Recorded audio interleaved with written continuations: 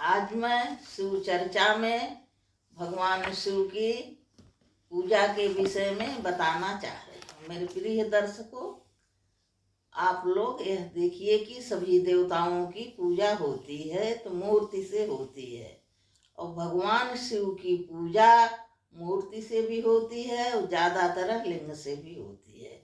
आज इसी विषय में मैं आप लोगों को बताना चाह रही हूँ शिव चर्चा में। मेरे प्रिय दर्शकों, आप लोगों को पसंद आए मेरे सासु बहू चैनल को लाइक कीजिए, सब्सक्राइब कीजिए। ओम नमः शिवाय, ओम नमः शिवाय, ओम नमः शिवाय, ओम नमः शिवाय। आद्यन्तमङ्गलं जातसमानभावम् आर्योत्तमईशं जरामरमात्मदेवम् पञ्चाननं प्रबलपञ्चविनोदशीलं संभावये मनसि शंकर अंबिकेशम। बोले शंकर भगवान की जय।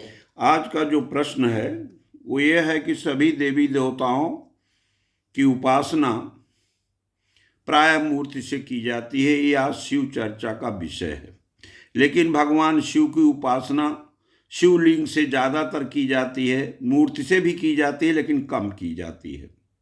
इस विषय पर हम आज शिव चर्चा में करना चाहते हैं, और इस विषय पर जो वेदों का वैदिक विचार है वो है कि शिवलिंग को बनाकर उनका विसर्जन करना संभव है। अन्य देवी देवताओं की मूर्ति बनाकर उनका विसर्जन करना संभव नहीं है। पहला बिंदु तो ये है। हाँ, मूर्ति में ही सर्व देवताओं की पूजा होती है, लिंग में नहीं होती। परंतु भगवान शिव की पूजा सब जगह मूर्ति में भी होती है और लिंग में भी क्यों की जाती है। हाँ, बड़ा ही पवित्र प्रश्न है, अत्यंत अद्भुत है। हाँ, इस विषय में तो महादेव ही बता सकते हैं कि वास्तविकता क्या है। दूसरा कोई पुरुष कभी और कहीं भी इसका प्रतिपादन नहीं कर सकता। लेकिन इस प्रश्न के समाधान के लिए भगवान शिव जी ने जो कहा है और जो मैं अपने गुरुओं के मुख से सुना हूं, हाँ, उसी तरह क्रमशः कुछ बताना चाहता हूं। एक मात्र भगवान शिव ही ब्रह्म रूप होने के कारण निष्कल यानी निराकार कहे जाते हैं। रूपवान होने के कारण उन्हें सकल भी कहा गया है, साकार रूप। इसलिए वे सकल और निष्कल दोनों स्वरूप हैं। शिव के निष्कल निराकार होने के कारण ही उनकी पूजा का जो आधारभूत लिंग भी निराकार ही प्राप्त हुआ है। इसका मतलब ये हुआ, शिवलिंग शिव के निराकार स्वरूप का प्रतीक है। जो शिवलिंग है वो भगवान शिव के निराकार स्वरूप का प्रतीक है।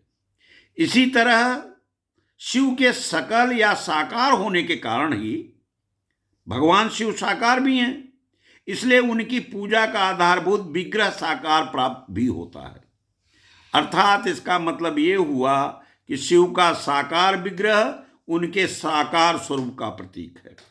सकल और अकल ये दो स्वरूप हुए, समस्त अंग आकार सहित साकार और अंग आकार से सर्वथा रहित, इसको निराकार रूप मानिए। यही निराकार रूप होने से ही वे ब्रह्म शब्द से कहे जाने वाले भगवान शिव परमात्मा हैं। वे ब्रह्म स्वरूप हैं। यही कारण है कि सब लोग लिंग निराकार और मूर्ति साकार दोनों में ही सदा भगवान शिव की पूजा करते हैं। शिव से भिन्न जो दूसरे देवता हैं वे साक्षात ब्रह्म नहीं कहे जा सकते। इसलिए कहीं भी उनके लिए निराकार लिंग नहीं उपलब्ध होता है। इसके संबंध में एक कहानी भी मैं कहना चाहता हूं। पूर्व काल में ब्रह्मपुत्र जो सनत कुमार जी थे, वो मुनि मंदराचल पर गए और नंदिकेश्वर से इसी प्रकार का उन्होंने भी प्रश्न किया था। उन्होंने नंदिकेश्वर से पूछा कि भगवान शिव से भिन्न जो देवता हैं उनकी सबकी पूजा के लिए सर्वतः प्राय मूर्त प्राति मात्र ही अधिक संख्या में देखी और सुनी जाती है। केवल भगवान शिव की ही पूजा में लिंग और बेर दोनों का उपयोग देखने में आता है। अतः नंदिकेश्वर महाराज इस विषय में मुनि जी ने पूछा, सनत कुमार जी ने, कि उन्हें कुछ नंदीश्वर बताएं। तो नंदीश्वर ने कहा कि भैया ब्रह्म कुमार जी, शरद कुमार जी, आपके ये प्रश्न जो है वो हमारे बस का तो नहीं है, हम इसका कोई उत्तर नहीं दे सकते, क्योंकि ये अत्यंत गोपनीय प्रश्न है और लिंग साक्षात ब्रह्म का प्रतीक है।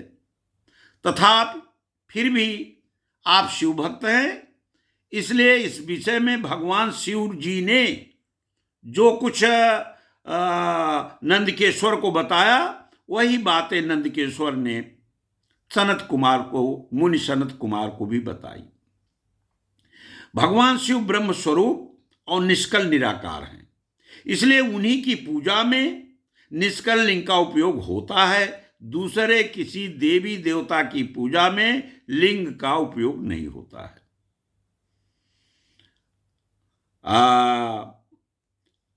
योगींद्र ने जब ऐसी बात कही कि भगवान शिव का पूजन लिंग और बेर के प्रकार का जो रहस्य है वो विभाग पूर्वक बताया है, यह यथार्थ है।